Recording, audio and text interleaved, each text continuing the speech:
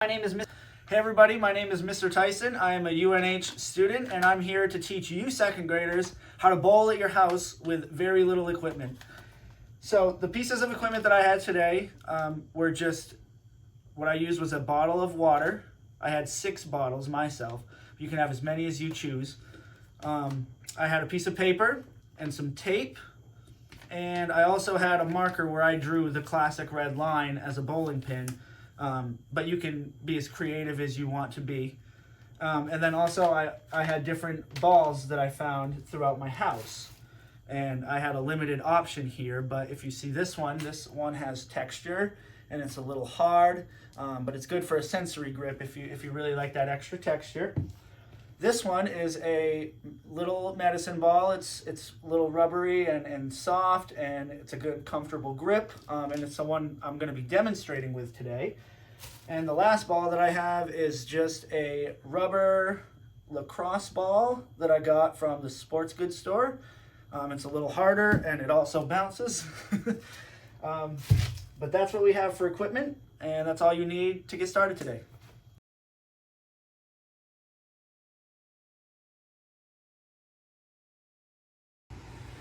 Okay friends, now that we have all the equipment ready to go and we know how to set our pins up, now we're going to actually go over the skill cues of how to bowl. But before we throw any ball, we're going to go over the basics. So to start, I want you to raise the hand that you draw with or eat ice cream with or even write with. I want you to put it in the air and wave it, and this is your dominant hand. And what I want you to do with your dominant hand is put it right at your belt with your palm facing where you're going to throw. So where the pins are, I want you to put your palm facing that. And then with the other hand, I want you to put it out in front of you, and this is your opposite limb. And I want you to pretend like there's a string attached from your hand to your knee. And I want you to put that forward with your other hand. So now your opposite limbs are also facing the target. But what I want you to do to start practicing is just to swing the hand that you draw with, your dominant hand, back and forth, nice and gentle. And once you do that, I want you to start giving yourself a high five and practicing that motion real quick. So from a different angle, it's going to look like this, or like this.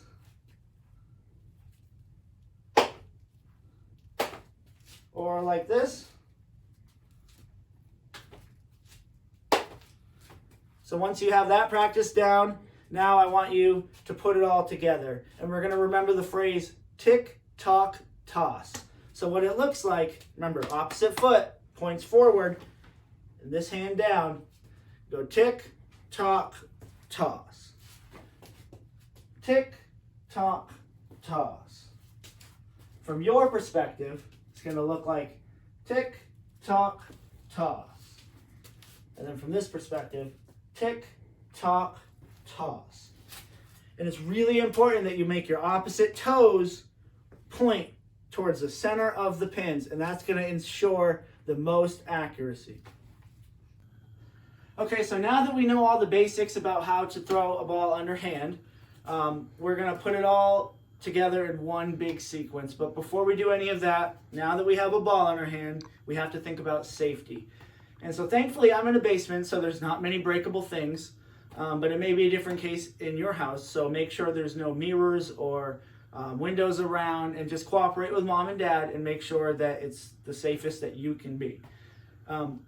So now to get into bowling, now that we have a ball in our hand, we're going to remember our skill cues. Remember, face your target always, opposite foot pointing towards the target, so that will be the pins, and your drawing hand, or the hand that you eat ice cream with, will have the ball.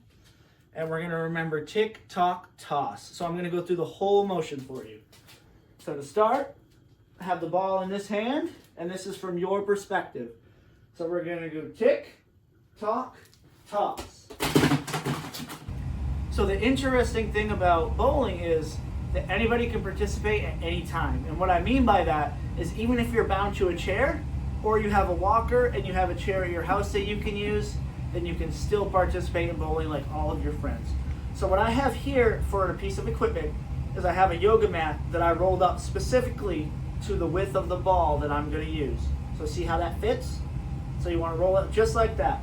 But if you don't have a yoga mat, you can also use just a folded piece of cardboard or a folded piece of thick paper, whatever you have at your disposal. But that can be used as a ramp and a guide to bowl towards the pins. So for this activity, I'm using the yoga mat. And what we're going to do is, if you need physical assistance from mom or dad, they can help you hold up the ramp or the mat. But we're going to be really practicing on gripping and releasing of the ball into the tube. And we're going to aim it pretending like this is our lead foot. And we're going to aim this right towards the pins that we're going to be rolling at. So it's going to look exactly like this.